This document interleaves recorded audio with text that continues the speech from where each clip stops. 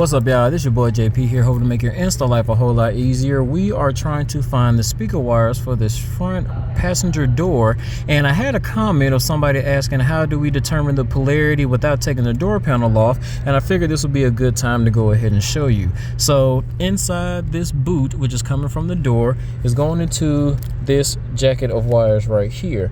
Now I'm suspecting that these two are probably going to be my speaker wires just because they were spinned in this little thing coming from the boot. So first thing I want to do before I put any type of power to the speaker, whether it be a speaker popper, polarity test, or anything like that, is we want to check for resistance. So I'm going to turn my multimeter to resistance. Then we want to use the two test leads to poke that side and see if we read resistance. Alright, so we're reading 3.5, which could be determined as a 4-ohm speaker. So now I'll put my speaker polarity tester to it, see if we can get that speaker to pop. Alright, so now that we have some other multimeter leads inside that, and we have it hooked up to our polarity tester, now we want to press it to see if we can get that speaker to pop. So now we officially know that this is the correct speaker wire bundle, but I'm going to show you lastly how to figure out what's going to be the right polarity, as in what's positive and what's negative, without taking the door panel off. Now this little tool right here is another form of polarity tester. It has a small little microphone at the top, and when we hold down on it, it's going to start listening for certain pulses.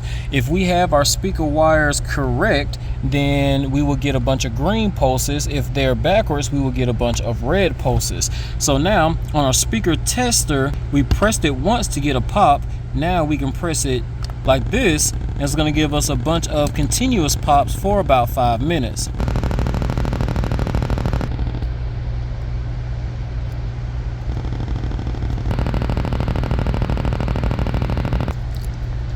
So now that we know that gray is going to be negative, another thing that we can do to make sure that everything is in polarity is that we can download a test tone, and then we can play it inside the vehicle. And the test tone usually gives us 3 pops in polarity and 1 pop not in polarity. If we get 3 greens and 1 red, then that lets us know that it's in the proper polarity. If we get 3 reds and 1 green, then that means that we have our wires backwards.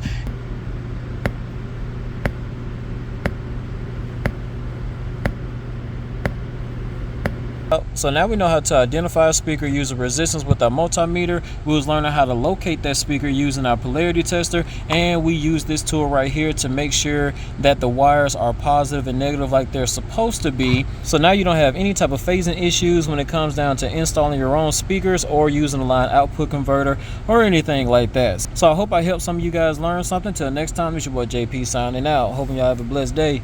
Peace.